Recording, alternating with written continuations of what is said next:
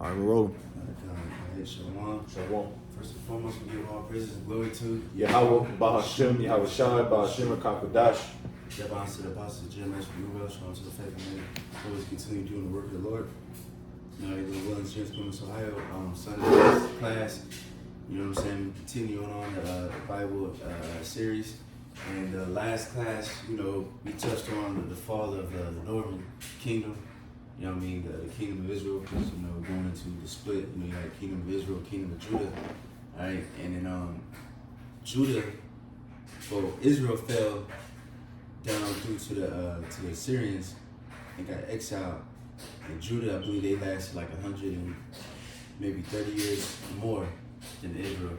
You know what I'm saying? So now we can touch on that and their fall, you know, because, you know, it was prophesied through the prophets that Israel's going to be scattered across all nations.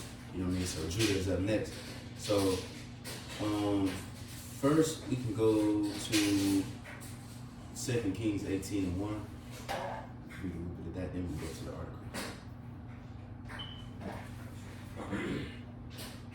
So 2 Kings, so 18 verse 1. Yep. 2 Kings chapter 18 verse 1.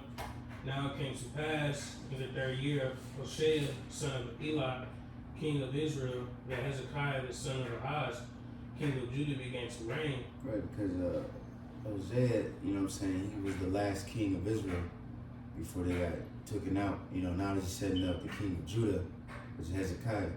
Alright, so now we can just go down the list. We ain't go too much into details because, like, we don't go to the book of Isaiah. You know, that's, you know, Isaiah, the prophet Isaiah was dealing with Ezekiel, Hezekiah, you know what I mean, and Jeremiah, so on and so forth, down the line. So we won't go too much in details. We just gonna mainly just touch on the names and just push on. But you got it.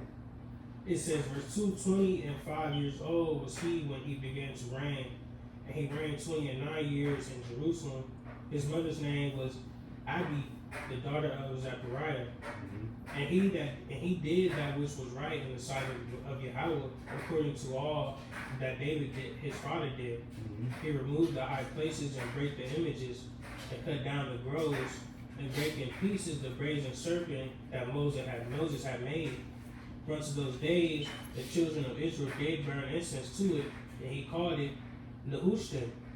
He trusted in Yahweh, power of Israel, so that after him was none like him among all the kings of Judah, nor any that were before him.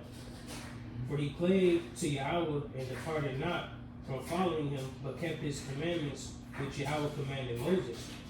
And Yahweh was with him, and he prospered whithersoever he went forth. And he rebelled against the king of Assyria and served him not. Right, and real quick, you know, just to summarize for the sake of time, like I said, we can go into more detail maybe when we go into the book of Isaiah. But so the Syrians, after they exiled Israel, they try to fuck with Judah, you know what I mean, and seized the city. And the Lord, you know, through, you know, the prophet Isaiah, you know, gave the breakdown to the king Hezekiah, and they was able to stand strong and not get taken down by the Assyrians, and they eventually left. Alright, and it was cool for a minute. Then you have a few other kings, and then the Babylonians, they came. You know what I'm saying? So, so real quick, can you skip down to 2 Kings 21 and 1? So 2 Kings 21 verse 1 says, Manasseh was 12 years old when he began to reign, and reigned 55 years in Jerusalem. And his mother's name was Hephzibah. And he did that which was evil in the sight of Yahweh, after the abominations of the heathen, whom Yahweh cast out before the children of Israel. Right. So that's the son. That's the next one that ruled, right? And he did wickedness. And then that was the king that when the Lord was like, all right, enough is enough. Now I'm about to scatter Judah. Because that, you know, he was killing innocent people, and, you know, Lord willing, we can go more into that later. But yeah, that king was wicked as hell. So the Lord was like, okay, now I'm about to scatter Judah. And, you know, and then, so next, after that, let's go to 2 Kings 22 and 1. So 2 Kings 22 verse 1, Josiah was 8 years old when he began to reign, and he reigned 30 years in Jerusalem. And his mother's name was Jedidah, and the daughter of Agaiah, of Boscath.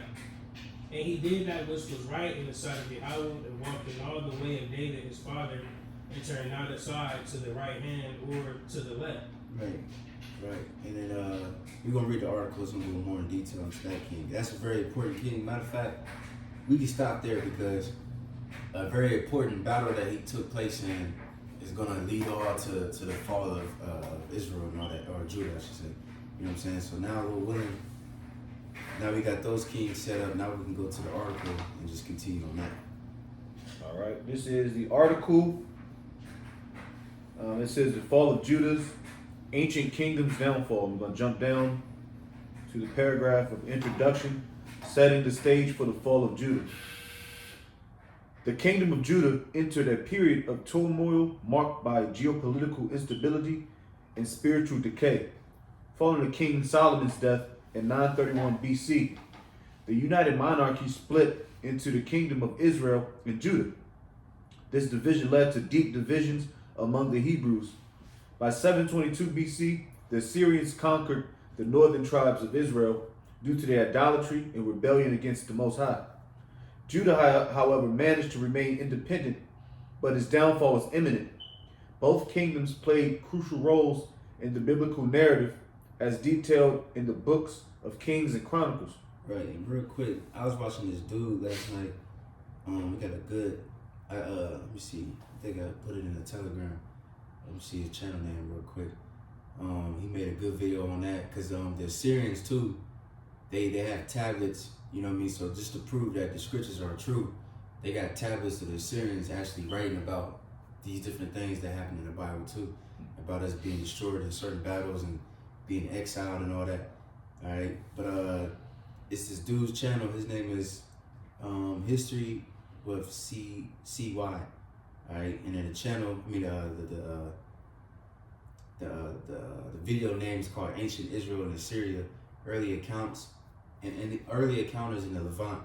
Right, so that's a really good video. Like I said, it shows you actual historical proofs of. It shows you all different sides. It shows you the writings of the Syrians, the writings of the Babylonians, and of course the Israelites. And it goes into all these important battles that we're going to speak about. Yeah, that's funny too, because even if you try to, I even try to do some history or research on the Assyrian captivity with with Israel, and you can't really find documentaries on those. You can find a lot of Babylonians, a lot of Southern tribe documentaries, but you cannot find a lot of those Assyrian when the northern tribes was in Assyria. You can't. You got it. It says, in the late 7th century, the region witnessed significant events. The battle in June of 605 BC saw Babylon defeat Egypt, cementing its control over Palestine. This was followed by a Jerusalem siege by Nebuchadnezzar in early August of the same year. Right, so real quick, so what was they talking about? He said a battle, what did he say? The battle in June 605 BC saw Babylon defeat Egypt. All right, now that was very important. That was prophesied in the scriptures. Now, can we get Jeremiah 46, and then let's get 2 Kings. We probably get 2 Kings first. I'll get Jeremiah. Come on, let me see. It was the King Josiah.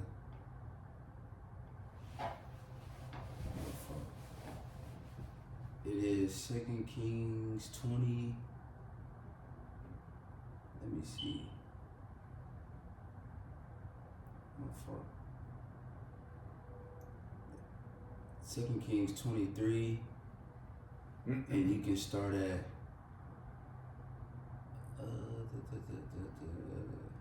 28. So 2 Kings 23, starting at verse 28, it says, "Now the rest of the acts of Josiah and all that he did, are they not written in the book of the Chronicles of the kings of Judah? In his days, Pharaoh Nekhah, king of Egypt, went up against the king of Assyria to the river Euphrates, And King Josiah went against him, and he slew him in Megiddo when he had seen him. And his servants carried him in a chariot dead from Megiddo and brought him to Jerusalem and buried him in his own sepulchre. And the people of the land took Jehoahaz, the son of Josiah, and anointed him and made him king in his father's stead. Right. So now this the Pharaoh, you know what I'm saying? At this time, so of course, like we said, we was going into Assyrian captivity, right? How they took over Israel. Now at that time, Assyria, they was the what's it called? Like the dominant force over everybody. They was ruling the world pretty much. So then they started losing their power. You know, they started fighting amongst each other, and things like that. Then of course Babylon, they started, you know, taking over land and shit like that. And then this battle right here, this Egypt Pharaoh, he was about to go to cross through Israel, because he got to go through us to get to I think they was going to a battle in Syria to go help the Syrians. Going towards Palestine. Yep. And then so King Josiah, he got in the middle of it, and you know what I mean, trying to stop it. But then he ended up getting killed, and then they pretty much continued on and helped the Syrians, and they ended up losing. And then that's when Babylon took over the Levant area, and then Egypt, they lost their power. You know, they just stayed back. You know what I mean? And the Assyrians, they started losing more and more. You know what I'm saying? So this is a very important battle. Yeah. Oh no, I was just thinking of this history, because Egypt's already destined to fall, Mm-hmm. because how they had us in slavery, and they was already losing ranks. Yep. Real quick, let me see if I might read a little bit in the Wikipedia, just real quick. Wikipedia, it says Battle of Megiddo is recorded as having taken place in 609 BC, when Pharaoh Necho II of Egypt led his army to Karchemish, northern Syria, to join with his allies the fake Neo-Assyrian Empire against the surging Neo-Babylon Empire. This required passing through territory controlled by the kingdom of Judah. The Judean king Josiah refused to let the Egyptian pass. The Judean forces battled the Egyptians at Megiddo, resulting in Josiah's death and his kingdom becoming a vassal state of Egypt. The battle is recorded in Hebrew Bible, First Esdras, and the Jewish historian Josephus, right? So now after they lost, matter of fact, it's going to continue. The king, Pharaoh, pretty much made Israel a vassal state. All right, so now you can continue in that Second Kings. So 2 Kings 23 and verse 31. Mm-hmm. It says Jehoahaz was 23 years old when he began to reign, and he reigned 3 months in Jerusalem. And his mother's name was Hamutal, the daughter of Jeremiah of Libnah. Mm-hmm. And he did that which was evil in the sight of Yahweh, according to all that his fathers had done. And Pharaoh Necho put him in bands at Riblah in the hand of Hamath, that he might not reign in Jerusalem, and put the land to a tribute of 100 talents of silver and a talent of gold. Mm-hmm. And Pharaoh Necho made Eliakim, the son of Josiah, king in the room of Josiah his father, and turned his name to Jehoiakim, and took Jehoahaz away, and he came to Egypt and died there. And Jehoiakim gave the silver and the gold to Pharaoh, but he taxed the land to give the money according to the commandment of Pharaoh. He exacted the silver and the gold of the people of the land, of everyone according to his taxation, to give it to Pharaoh Necho. Mm-hmm. Jehoiakim was 25 years old when he began to reign, and he reigned 11 years in Jerusalem. And his mother's name was Zebudah, the daughter of Pedaiah of Ramah. And he did that which was evil in the sight of Yahweh, according to all that his fathers had done. Right. So now we can go to chapter 24, but let's hold that though. And that's when Babylon comes in. So you see not Israel, but the kingdom of Judah, they started losing power more and more. They became a vassal state of Egypt. And then now they're about to become a vassal state of Babylon until they rebel again, and then Babylon destroys Judah. But we can get into that. But first, let's go into that Jeremiah 46, because that was the prophecy of that battle that took place between Egypt and Babylon. You want to start at the top? Yes, sir. Yep. It's Jeremiah 46, verse 1. The word of the Lord Yahweh, which came to Jeremiah the prophet against the Gentiles, against Egypt, against the army of Pharaoh Necho, king of Egypt, which was by the river Euphrates, in Carchemish, which Nebuchadnezzar, king of Babylon, smote in the 4th year of Jehoiakim, the son of Josiah, king of Judah. Mm-hmm. Order ye to buckler and shield and draw near the battle. It says, harness the horses and get up ye horsemen and stand forth with your helmets. Furbish the spears and put on the brigandines. Wherefore have I seen them dismayed and turned away back, and the mighty ones are beaten down and are fled apace, and look not back for fear around about, saith the Lord. It says, let not the swift flee away, nor the mighty man escape. They shall stumble and fall toward the north by the river Euphrates. And can you skip down to 12? Yep, verse 12. The nations have heard of thy shame, and thy cry hath filled the land, for the mighty man have stumbled against the mighty, and they are fallen both together. Mm-hmm. The word that the Lord spake to Jeremiah the prophet, how Nebuchadnezzar, king of Babylon, should come and smite the land of Egypt. Mm-hmm. It says, declare ye in Egypt, and publish in Migdol, and publish in Noph, and in Taphnes. Say ye, stand fast and prepare thee, for the sword shall devour round about thee. Right. So it's just poetic speak, just going into the Egypt getting defeated. You know what I mean? Like I said, that was a very important battle, and then now that was pretty much again that was the shift of Assyrian power and rule to Assyrian and also Egypt power rule to Babylonians. You know what I'm saying? And Judah's in the midst of all of it, playing tug of war, so to speak. Yeah. Yeah, because that whole area, that Levant, that little area, Israel and was it Palestine, Egypt, Syria, some parts of that. All that's a very important part of the earth. You know what I mean? But now we can go back to the article. We'll read a little bit on that. So back at it.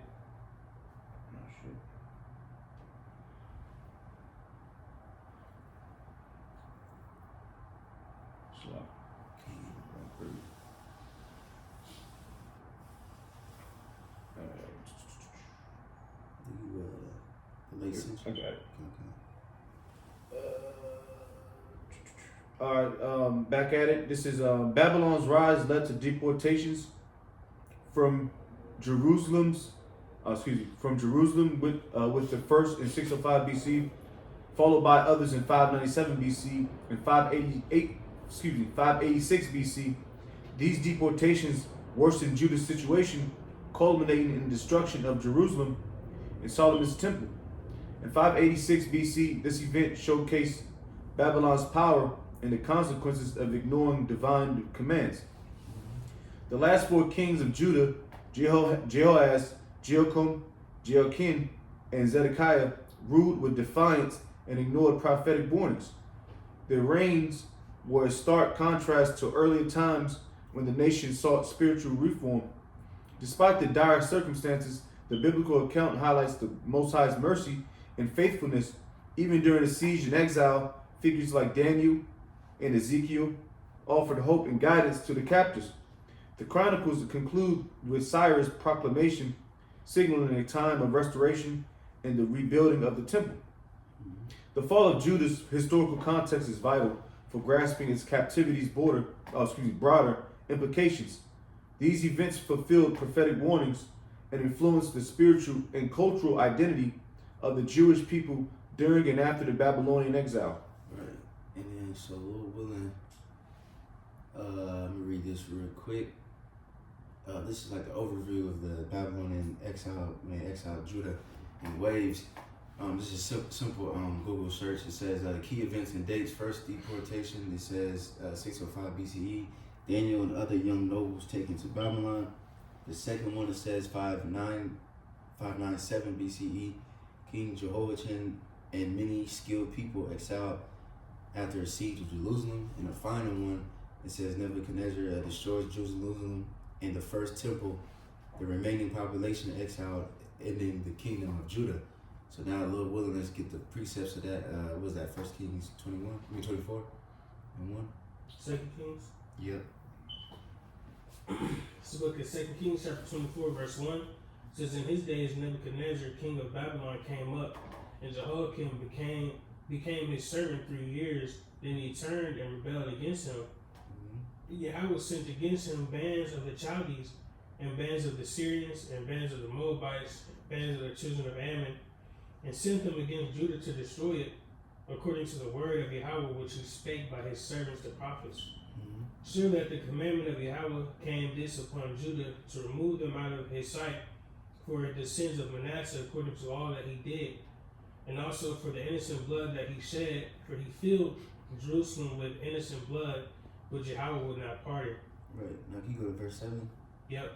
Jump to verse 7. And the king of Egypt came not again any more out of his land. For Right. the king, See, matter of fact, keep going.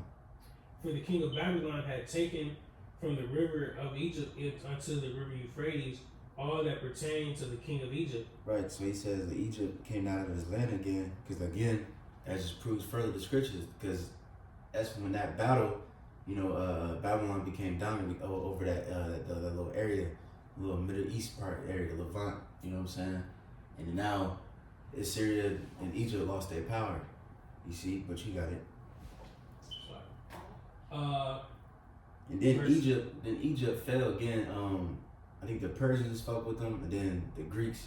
I think that's when the Greeks, when they attacked and took over. Yeah, they're just getting fucked up. They just took mad L's after that. What's his name? Ptolemy. That's why a lot of people think that what's her name? Oh, he said that Cleopatra was a nigger woman, but no, she was a so-called white lady. Yeah. You know what I mean? She was just took over the Egyptian people. You see, but you got it. Back in. Mm-hmm. Verse 8, it says, Jehoiakim was 18 years old when he began to reign, and he reigned in Jerusalem 3 months. And his mother's name was Nehushta, the daughter of Elnathan of Jerusalem. And he did that which was evil in the sight of Yahweh, according to all that his father had done. At the time, the servants of Nebuchadnezzar, king of Babylon, came up against Jerusalem, and the city was besieged. And Nebuchadnezzar, king of Babylon, came against the city, and his servants did besiege it. And Jehoiakim, the king of Judah, went out to the king of Babylon, he and his mother and his servants and his princes and his officers. And the king of Babylon took him in the 8th year of his reign. And he carried out thence all the treasures of the house of Yahweh and the treasures of the king's house, and cut in pieces all the vessels of gold which Solomon king of Israel had made in the temple of Yahweh, as Yahweh had said. And he carried away all Jerusalem and all the princes and all the mighty men of valor, even 10,000 captives, and all the craftsmen and smiths. None remained save the poorest sort of the people of the land. And he carried away Jehoiakim to Babylon, and the king's mother and the king's wives, and his officers, and the mighty of the land. Those carried he into captivity from Jerusalem to Babylon. And all the men of might, even 7,000, and craftsmen and smiths 1,000, all that were strong and apt for war, even them the king of Babylon brought captive to Babylon. And the king of Babylon made Mattaniah his father's brother king in his stead, and changed his name to Zedekiah. Right. And I believe, this is the last king of Judah before they completely fell. But you got it. So Zedekiah was 21 years old when he began to reign, and he reigned 11 years in Jerusalem. And his mother's name was Hamutal, the daughter of Jeremiah of Libnah. And he did that which was evil in the sight of Yahweh, according to all that Jehoiakim had done. For through the anger of Yahweh it came to pass in Jerusalem and Judah, until he had cast them out of his presence, that Zedekiah rebelled against the king of Babylon. Right, so he rebelled against the king of Babylon, so now they're going to come again and attack. And let me see. So now, Lord willing, let me see. You can go back to the article, but we can skip down to, you skip down to where it says Babylon's rise to power. Alright. Back at the same article, coming down to subcontext, Babylon's rise to power. The Neo-Assyrian Empire, once the dominant force, began to decline due to geopolitical shifts. Ashurbanipal took the throne in 669 BC, expanding Assyria's borders and conquering Egypt. In 671 BC, yet this victory is brief as Assyria faced growing threats from Babylon. In 618 BC, Babylon invaded Assyria, forming an alliance with the Medes. This alliance led to the destruction of Nineveh's Assyria's capital in 612 BC. Pharaoh Psammetichus of Egypt attempted to aid Assyria until Ashur fell in 614 BC. However, Nebuchadnezzar II's rise to power in Babylon was unstoppable. Nebuchadnezzar II, now ruler of Babylon, used strategic brilliance and military strength to secure Babylon's dominance. He captured Haran in 610 BC, establishing Babylon's supremacy. This move significantly affected Judah, especially after Zedekiah's failed revolt in 587 BCE. This led to Jerusalem's siege and the destruction of King Solomon's temple. Which we're going to read in a minute, Lord willing. But you got it. The siege of Jerusalem in 597 BCE severely weakened Judah, leading to the exile of 10,000 officials, craftsmen, and 7,000 soldiers. Nebuchadnezzar II's Babylonians continued to assert their power, culminating in Judah's final fall in 586 BCE. This period was marked by military victories and significant shifts in power dynamics. What it say? Matter of fact, can we get that real quick? Where it says, any scripture where the Lord says the Lord set up a kingdom. Oh, yeah. I think one of Job. Look at that. Can't think of. Anyone doesn't matter because it's just beautiful, man. Like once you look at these things, like especially that video I was talking about earlier when we were talking about Israel and the Syrians. You know, it just shows you how it's just like, man, it's just amazing how the Lord controls all this. You know what I mean? It's like a chess piece, like a you know what I mean? He just controls this king, control that king, and make these people fight each other, and then make this person become victorious and the number one over all the world. You know what I mean? And then all of this, he made them, give time and chance happen to them all.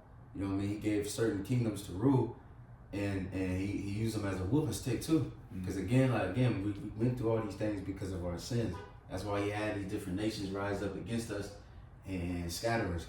But y'all got it? This is Daniel chapter 2, verse 21.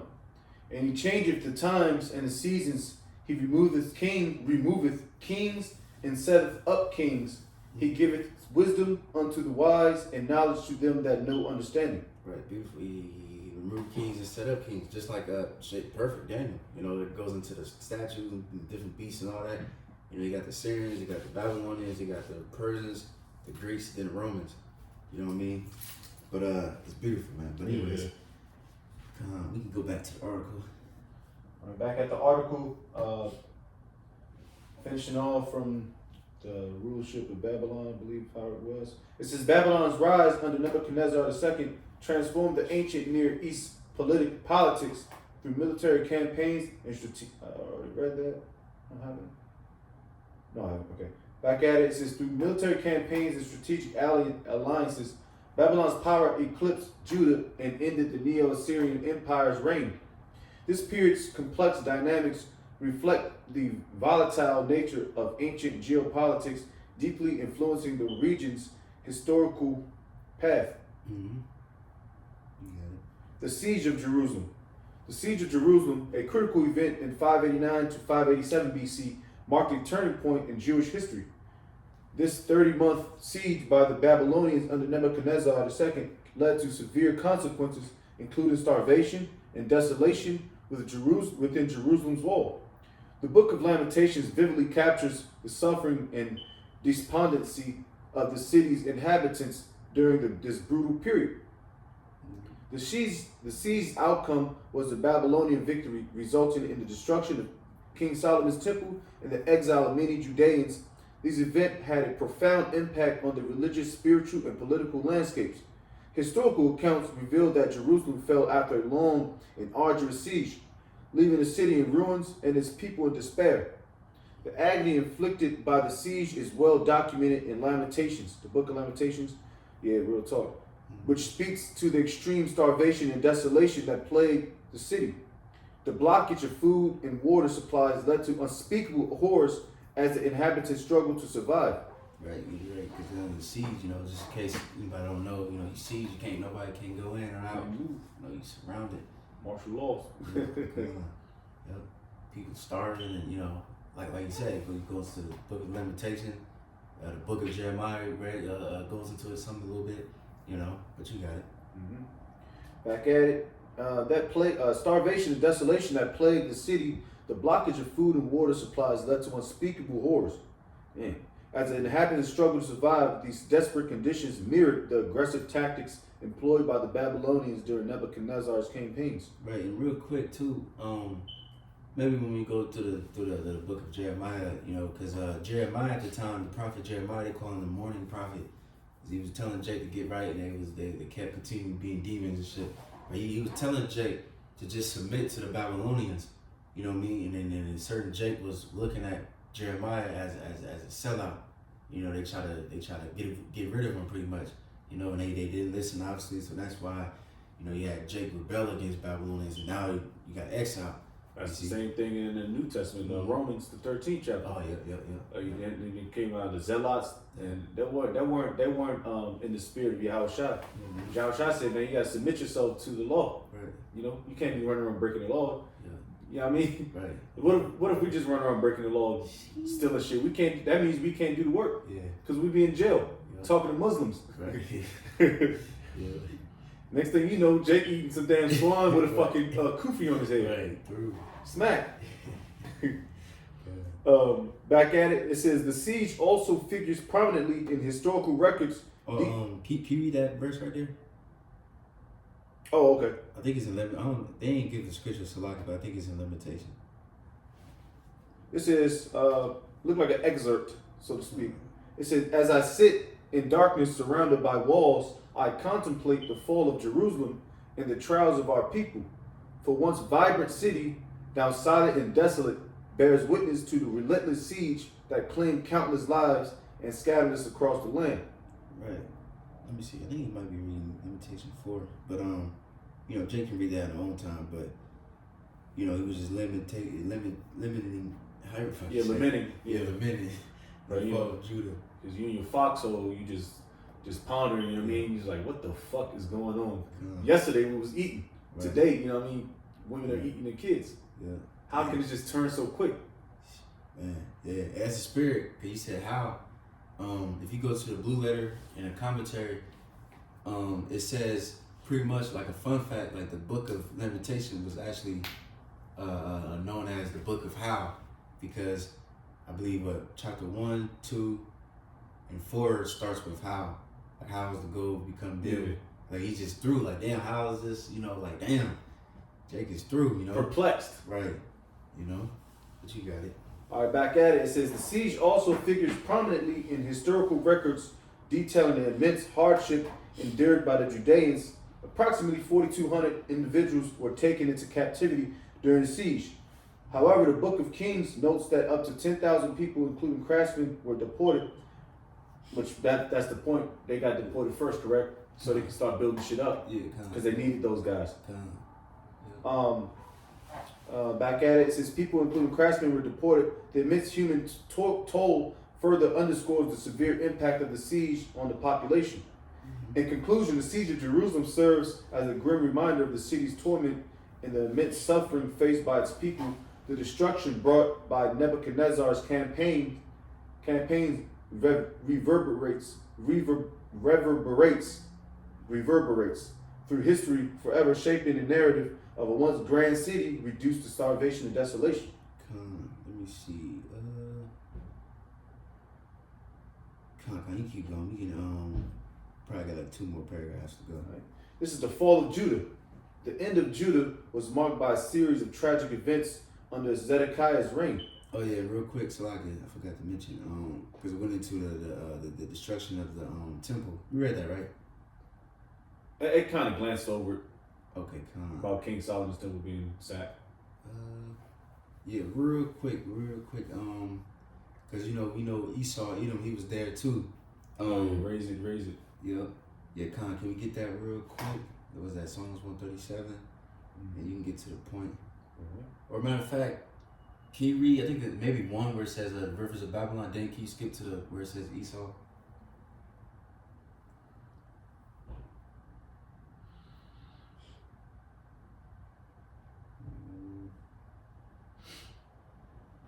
This is Psalms chapter 137, verse 1.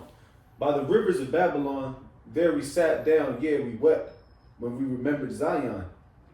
All right, and then you want me to jump down? Con, yeah, I think it's 7, I believe. Verse, yeah, 7, 8. This is verse 7 out of Psalms 137.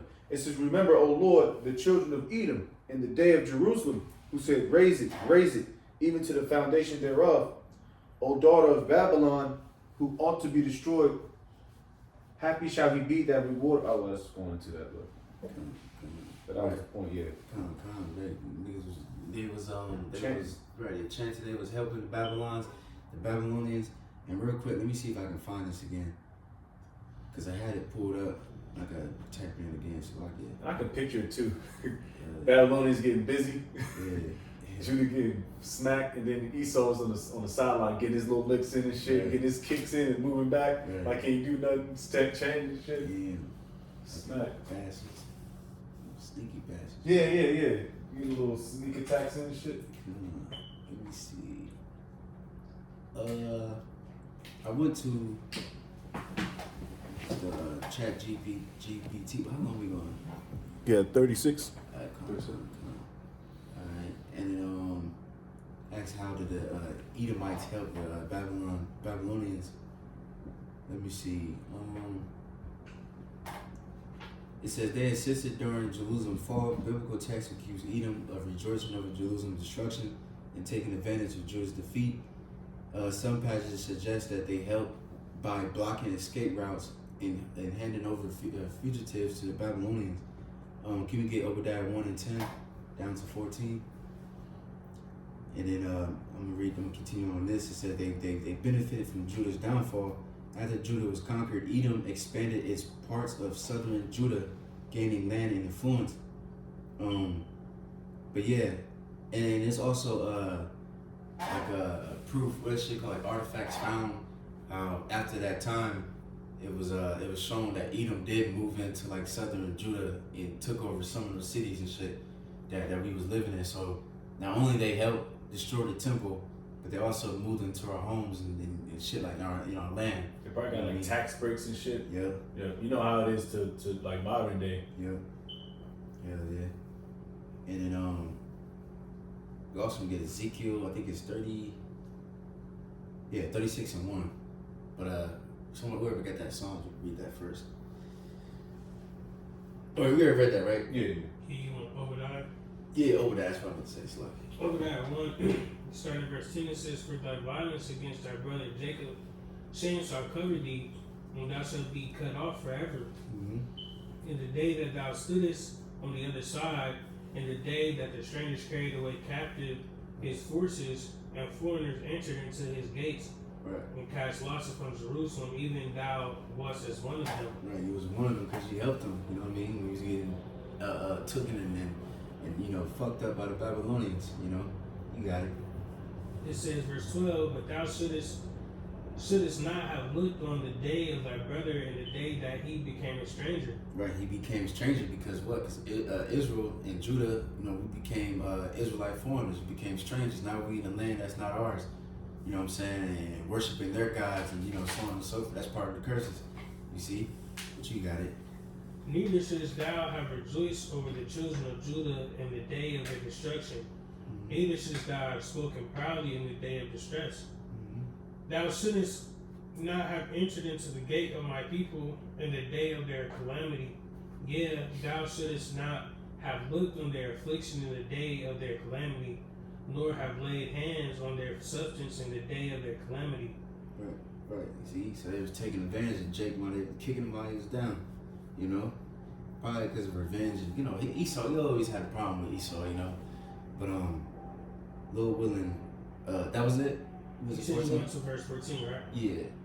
Verse 14 says, "Neither shouldest thou have stood in the crossway to cut off those of this that did escape, neither shouldest thou have delivered up those of his that did remain in the day of distress." Right, see, so that shows you right there. There was the Jacob trying to escape, run away and shit, and they get captured by these damn Edomites and brought to the Babylonians, you know, things like that, you know. But now we can go to Ezekiel 36. Ezekiel chapter 36 at the top. "Also, thou son of man, prophesy unto the mountains of Israel, and say, ye mountains of Israel, hear the word of the Lord. Thus saith the Lord, Lord thy power, because the enemy have said against you, Aha, even the ancient high places are ours in possession. Therefore prophesy and say, Thus saith the Lord our power, because they have made you desolate and swallowed you up in every side, that ye might be a possession unto the residue of the heathen. And ye are taken up in the lips of the talkers, and are in infamy of the people. Therefore, ye mountains of Israel, hear the word of the Lord thy power. Thus saith the Lord thy power to the mountains, and to the hills, to the rivers, and to the valleys, to the desolate wastes, and to the cities that are forsaken, which became a prey and derision to the residue of the heathen, that they are round about."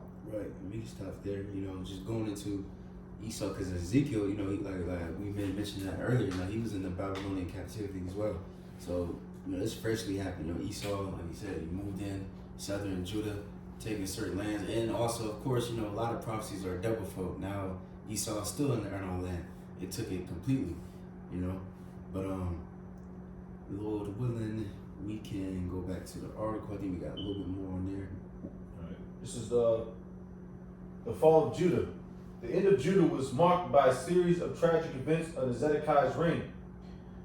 The Babylonian king Nebuchadnezzar besieged Jerusalem, causing widespread famine and suffering among its inhabitants. Jeremiah had prophesied these events, warning the people to repent. However, their disobedience sealed Jerusalem's downfall, leading to the complete destruction of Judah. During the last days of Zedekiah's reign, an ill-fated attempt was made to escape the besieged city. Zedekiah and his sons were captured and brought before Nebuchadnezzar in Riblah. There he witnessed the murder of his sons and all the nobles of Judah, ensuring that no heir to the throne remained. This brutal act symbolized the end of the Judite kingdom and the onset of the Babylonian captivity. Jerusalem's downfall resulted in the extensive exile to Babylon. The Babylonians destroyed the city, burned the temple, and took the majority of the population into exile. This marked a significant shift for the Jewish people, for Jacob people, as I hate that word, as they were forced to live in a foreign land under Babylonian rule. The tragic end of Zedekiah's reign also led to the death or captivity of 2/3 of Judah's population as they were taken to Babylon. The destruction of Judah and the mass deportation reshaped the social and political landscape of the region. Despite the power of the Most High's compassion remained, as highlighted in 2 Chronicles 36:15, emphasizing his love and repeated warnings before judgment. Interestingly, Jeconiah, a former king of Judah from the Solomonic line, was later restored to honor by Nebuchadnezzar 37 years into the exile. Jeconiah was given the title king along with other captive rulers, although he never ruled Judah again. This act demonstrated a degree of mercy amidst the harsh consequences of their disobedience. The fall of Judah serves as a poignant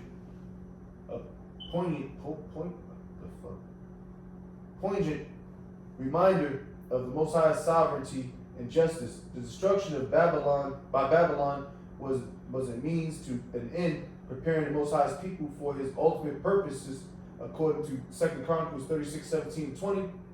With Jerusalem and its temple in ruins, the focus shifted from the physical city to the spiritual faith and resilience of the exiled community. Right, and real quick, we're gonna probably read one more, the Babylon captivity right under that. But first, let's read 2 Chronicles, the last chapter. You can start at me see, 36 and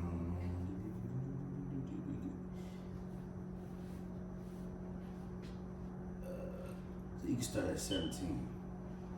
So Chronicles 36 and verse 17, it says, Therefore they brought upon them the king of the Chaldees, who slew their young men with the sword in the house of their sanctuary, and had no compassion upon young man or maiden, old man, or him that stooped for age.